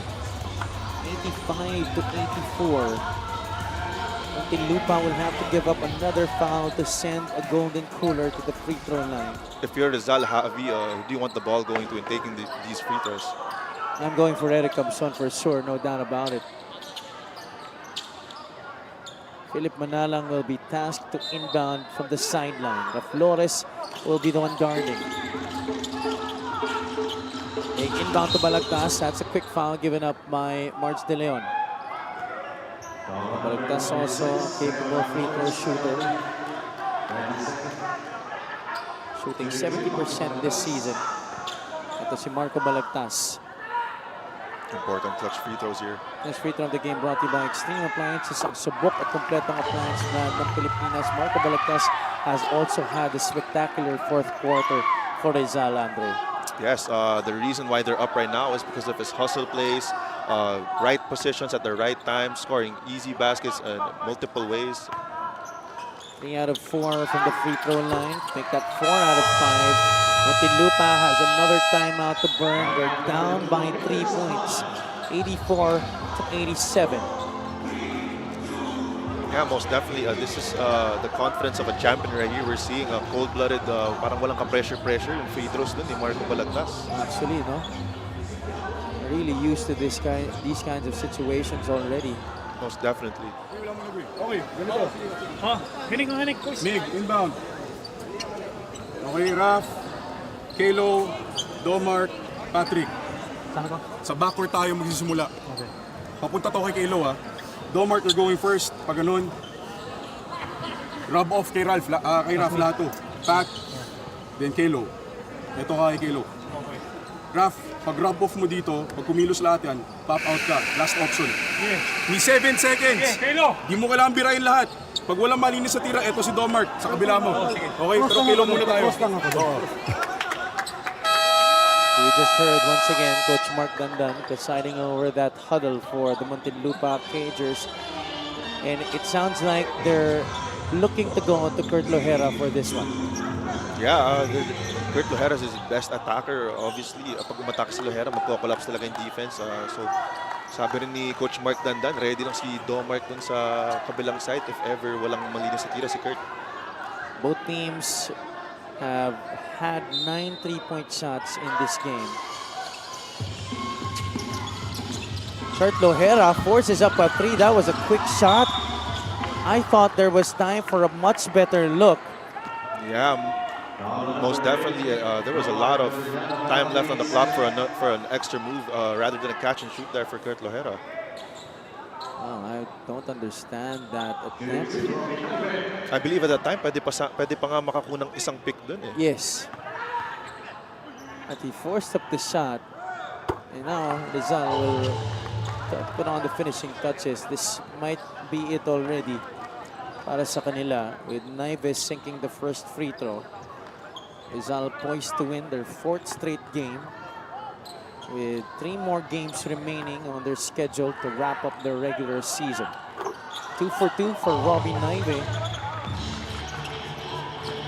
And the Muntinlupa Cagers losing a crucial one here. That's their 15th straight loss. The second longest active losing streak.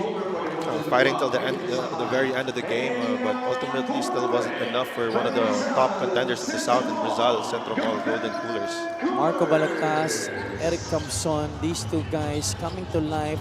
The veteran leadership of these two have catapulted Rizal in this game to another victory. Balagtas really was instrumental, especially at the start of the 4th quarter. Then Eric Camson took over at the end, knocking down a huge shot to finally give itong Rizal the final lead of the game. But in the end, Dre, you picked Marco Balagtas as our best player. Well, yeah, Marco Balagtas scoring in different ways, hitting 3-pointers, getting offensive rebounds, but also defending well down the stretch. So Marco Balagtas, the best player for this game. 23 points, he top scores para sa Rizal, leading all scorers actually in this game along with 8 rebounds and 3 assists.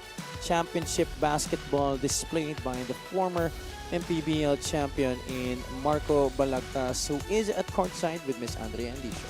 Maraming salamat, Javi. Kaya pala maganda ang laro ni Marco Balagtas. Birthday niya pala ngayon. First of all, happy birthday, Marco, and congratulations. Ang ganda ng ipinakita mo sa larong ito. Your hustle, your energy, your composure, lahat nandoon simula pa lang. Ito ang pinakamaganda dito, you sustained it until the very end.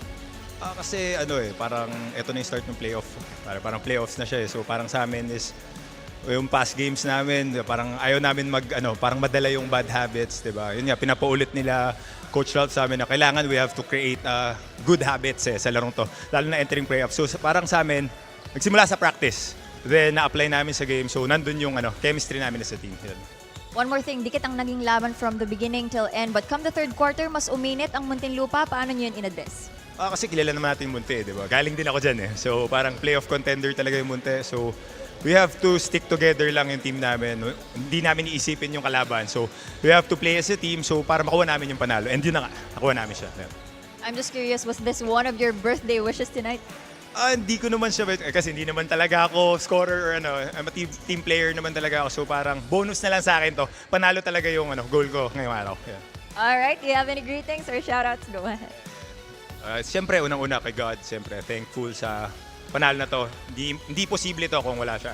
So parang ayun, thank you kay Governor Nini Inares, Governor Ito Inares, Mayor Junjun Inares, sa Golden Coolers, Sir Jaime Lim and Boss Joel Conde, Centro Mall, Boss Alex and Sir Sandy Cruz and sa Cruz family, siyempre. And sponsors namin ng Team Rizal, Centro Mall, Golden Coolers, Dreamwave, Powerhouse Clothing, Anytime Fitness, at saka yung Kohisa. And then, siyempre, yung family ko, di mawala doon. Sa family ko sa Malolos, Bulacan, yung Balagtas and Manlapas family. Family ng wife ko sa Dolores, Rizal.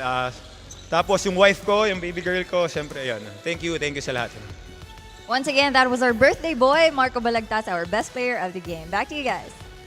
Maraming salamat, Andrea. Happy birthday to Marco Balagtas. I feel bad na hindi ko nalaman yun but happy birthday and congratulations to Marco Balagtas and the Rizal Golden Coolers for winning their 4th straight victory. Up next, we have Pasay going up against Marikina. Keep it locked in here on the Maharlika Pilipinas Basketball League, ang Liga ng Bawat Pilipino.